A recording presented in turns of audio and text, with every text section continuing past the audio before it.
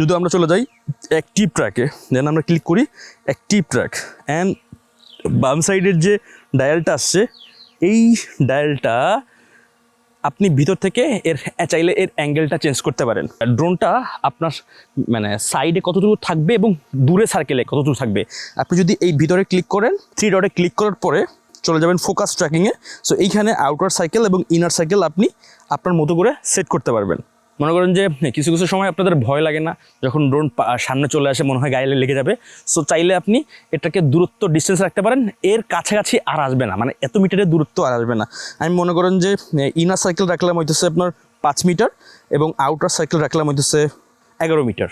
মানে এই যে ডায়াল বক্সটা আছে এই বাম সাইডে, এটা পিছনে হাইট আছে এল এবং রাইট আছে আর, রাইট সাইড এবং ফ্রন্ট এবং ব্যাক। প্রথম যে সার্কেলটা আছে আমাকে ঘিরে কাছাকাছি সেটা হচ্ছে আমার ইনার সার্কেল এবং বাইরে যেটা আছে এটা হচ্ছে আপনার আউটার সার্কেল।